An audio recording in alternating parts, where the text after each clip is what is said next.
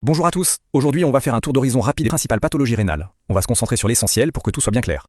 On sait tous que nos reins sont des filtres essentiels, mais que se passe-t-il exactement quand leur fonction est altérée? C'est ce qu'on va voir tout de suite.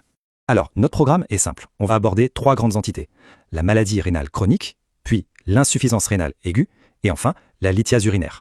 Et on terminera sur le point le plus important, le dépistage.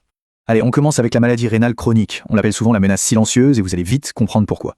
La définition est simple, on parle de maladie rénale chronique ou MRC quand on a une attente rénale qui est présente, qui persiste depuis plus de 3 mois. C'est vraiment ce critère de temps qui est fondamental.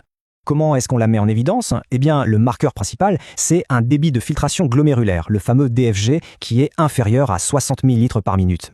Mais n'est pas tout. On recherche aussi des anomalies urinaires. Les principaux marqueurs à connaître, c'est une albuminurie supérieure ou égale à 30 mg par jour, une protéinurie au-dessus de 0,5 g par jour, ou encore une hématurie ou une leucocyturie pathologique. Alors, quelles sont les causes? Les plus fréquentes, et de loin, sont le diabète et l'hypertension artérielle. On a aussi les maladies cardiovasculaires et certaines maladies rénales qui peuvent débuter dès l'enfance. Et c'est là tout le problème. La MRC est une maladie très fréquente, mais surtout silencieuse. On ne sent rien pendant des années, d'où l'importance capitale du dépistage précoce. Pour la prise en charge, la logique est la suivante. D'abord, on traite la cause. Ensuite, on met en place des mesures pour protéger le rein. On contrôle bien la glycémie, la tension, on évite les produits toxiques pour le rein, et ce n'est qu'au stade terminal que l'on discute de la dialyse ou, idéalement, de la transplantation. Bien, on change complètement de scénario maintenant, on passe à l'insuffisance rénale aiguë, la crise soudaine.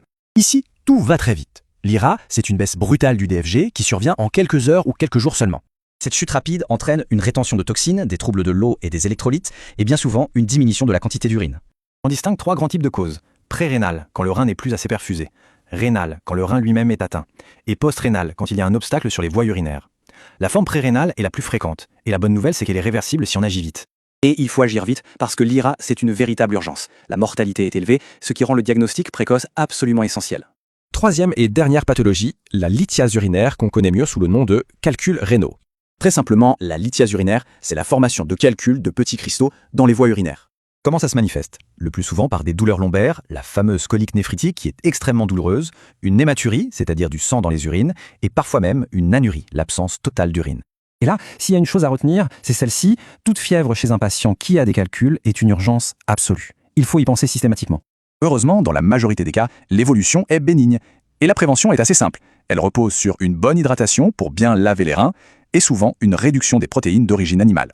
Voilà, on a fait le tour, on va maintenant conclure avec ce qu'il faut vraiment garder en tête. Alors, en résumé, les pathologies rénales sont fréquentes et, on l'a vu, souvent silencieuses. Il faut bien différencier la maladie chronique, qui s'installe sur le long terme, de l'insuffisance aiguë, qui est une urgence vitale. Et surtout, le dépistage précoce est vraiment la clé pour éviter l'évolution vers l'insuffisance rénale terminale.